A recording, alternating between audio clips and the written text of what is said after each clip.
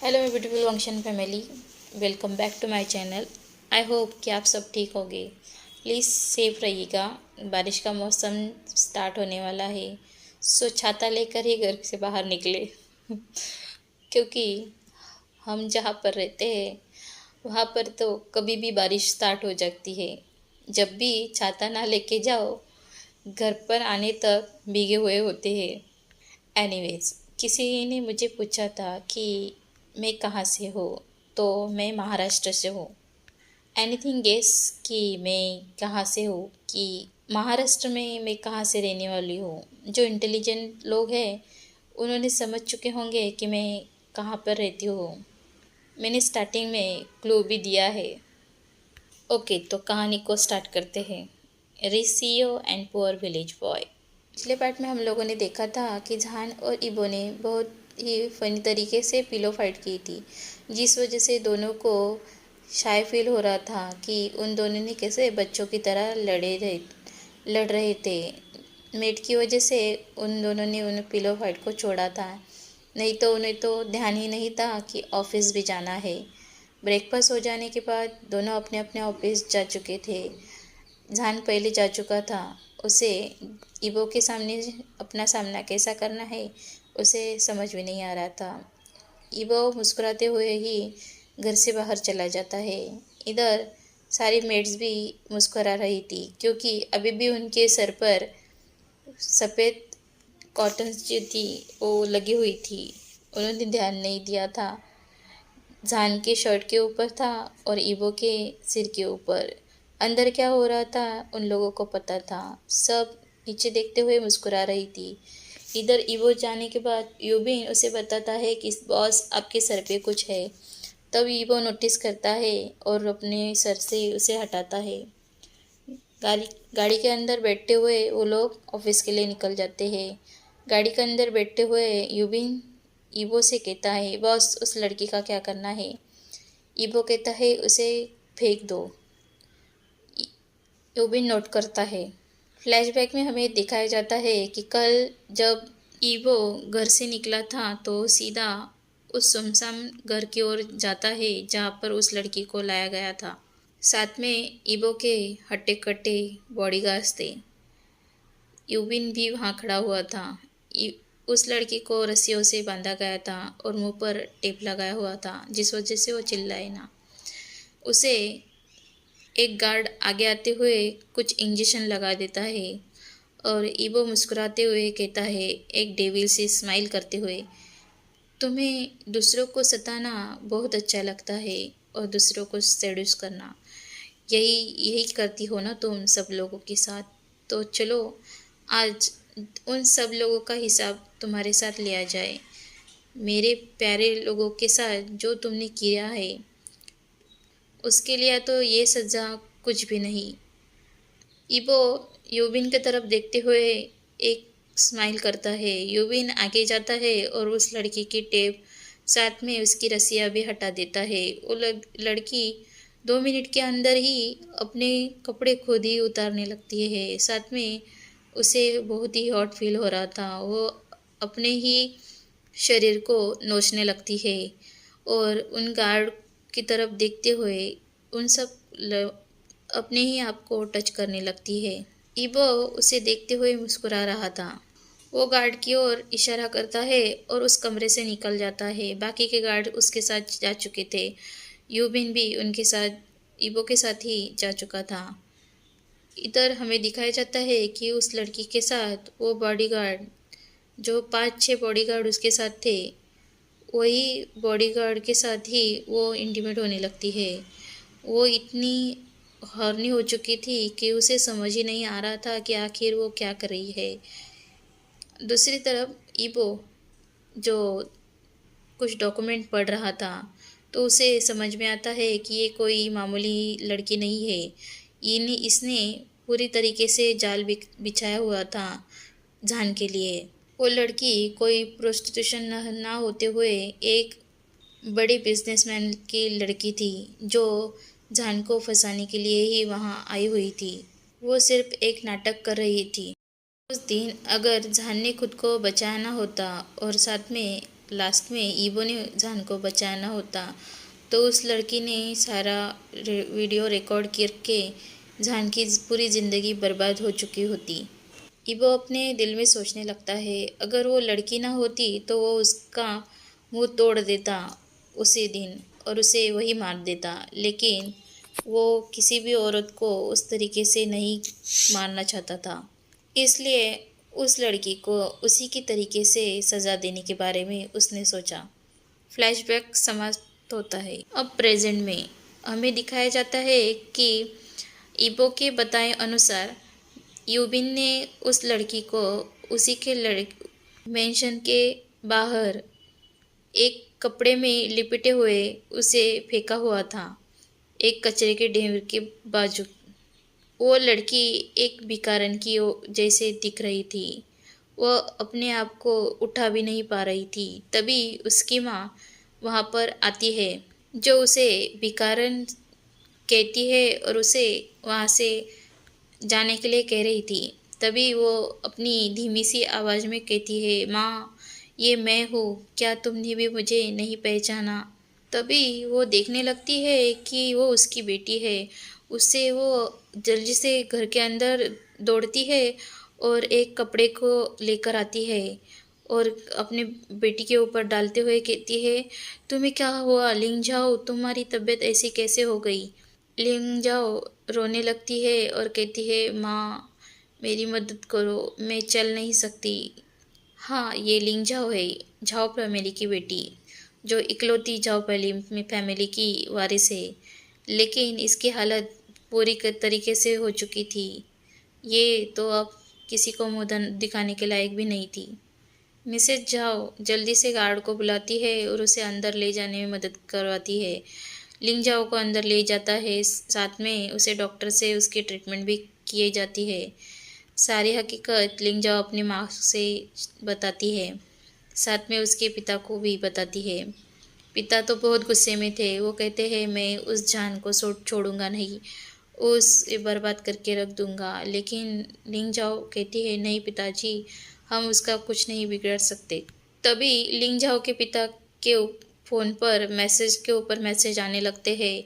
उनके share holders ने सारा उनके शेयर्स वापस ले लिए थे। उनका पूरा बिजनेस बर्बाद हो चुका था। वो उन्हें भी तभी उनके चेस्ट में पेन होने लगता है और वो धड़ाम से नीचे गिर जाते हैं। थोड़ी देर में उन्हें हॉस्पिटल में भर्ती करवा दिया था। उन्हें हार्ट अटैक आ चुका था। लिंग जाओ की माँ लिंग जाओ को ही ब्लेम कर रही थी और कह रही थी, तुम्हारी वजह से ही तुम्हारे पापा की यह हालत हो चुकी है। लिंग जाओ और भी ज़ोर ज़ोर से रोने लगती है, लेकिन अब उसके आंसू पोंछने वाला कोई नहीं था। इधर दूसरी ओर झान की कैबिन में झान बहुत ही मुस्कुरा रहा था। लीसा अंदर आते हुए झान से पूछती है, बॉस क्या हुआ, आज आप बहुत खुश दिख रहे हैं। झान कहता है, कुछ नहीं, बस अपना काम करो, और ऐसा दिखाता है जैसे उस गुस्से में हो। लिंग जाओ कहती है, लेकिन बॉस मैं तो आपसे पूछना चाहती थी कि आप मीटिंग के लिए तैयार है या नहीं। झान कहता है, कौन सी मीटिंग, अभी तो सारी ख़त्म हो चुकी है ना? झान की इन बातों को सुनते हुए लीसा कहती है, नो बॉस, अभी हमारी एक मीटिंग और बाकी है, क्या आप भूल गए? झान कहता है, और एक मीटिंग, और वो किसके साथ है? लीसा कहती है, बॉस मिस्टर वांगीबो के साथ। झान कुर्सी से खड़ा होते हुए कहता है, क्या ये कब हुआ? लीसा कहती है, बॉस वो वो कुछ सोचकर बताती है और अटक अटक के बोल रही थी। वो वो क्या, जल्दी से बोलो लीसा, मैं सुन रहा हूँ। लीसा कहती है कि वो आपके हस्बैंड है, तो उन्होंने बस कहा कि आपके साथ उनकी मीटिंग फिक्स करवा दें। जान कहता है, तो क्या हुआ, तुमने मुझे बताया क्यों नहीं? लीसा देखते हुए कहती है, सर लेकिन वो तो आपके हस्बैंड है ना, मुझे लगा कि उन्होंने और आपने कोई डिसाइड किया होगा। जान कहता है, इडियट, अगर हस्बैंड है तो क्या हुआ? तुम्हें मुझे बताना तो चाहिए था ना। ये तुम्हारी ड्यूटी है।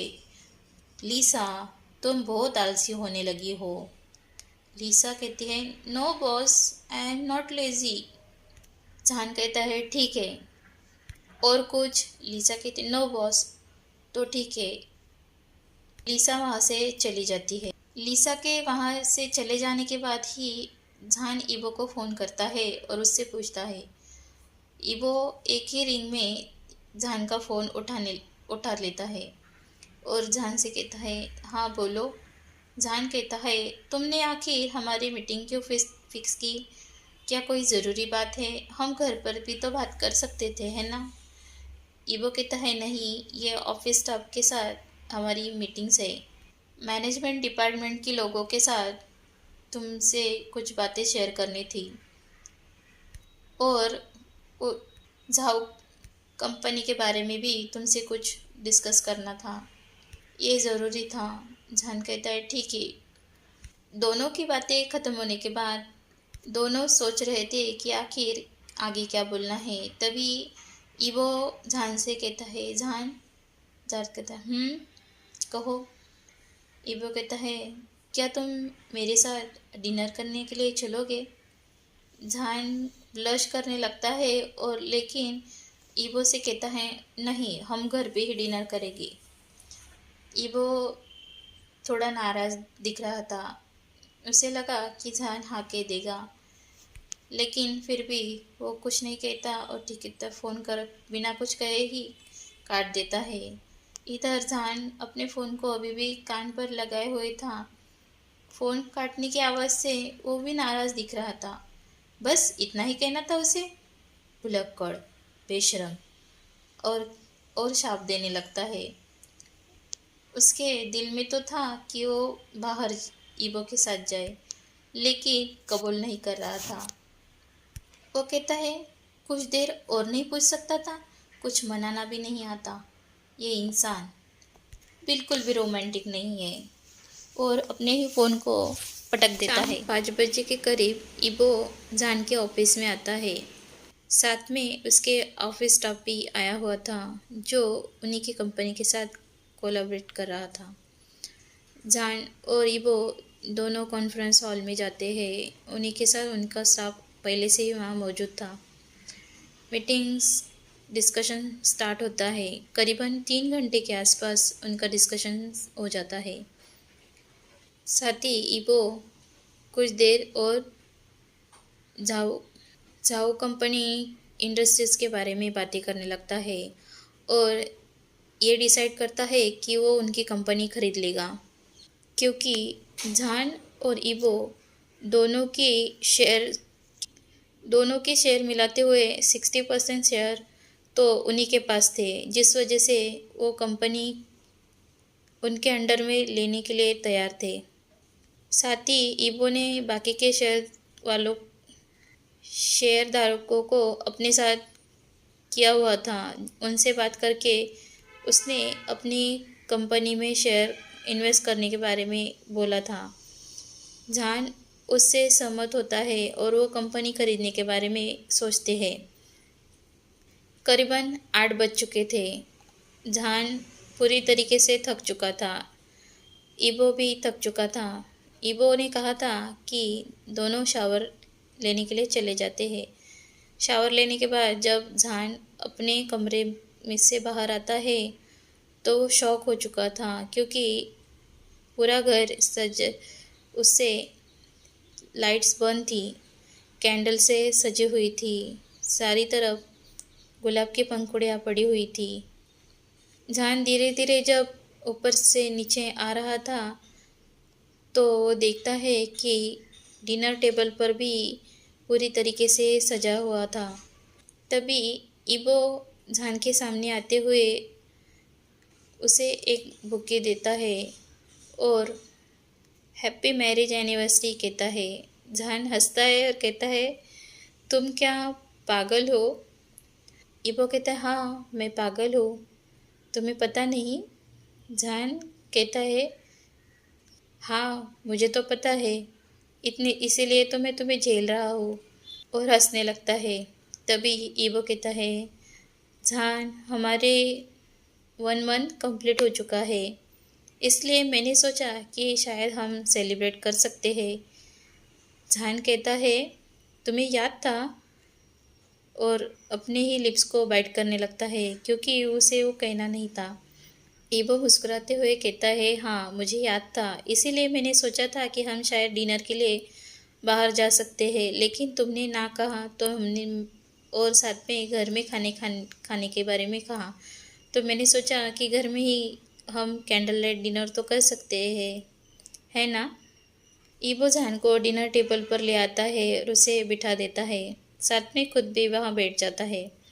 लेकिन अब बारी थी जान के मांस की, क्योंकि उसे लगता था कि ईबो ने अभी तक उसका चेहरा नहीं। ओह सॉरी, मैंने मेन पॉइंट पर ही अपना एक स्टोरी रोक दी, लेकिन आज के लिए बस इतना ही, क्योंकि मुझे ज़्यादा वक्त नहीं मिला, जिस वजह से मैंने स्टोरी बाकी की नहीं रिकॉर्ड की है।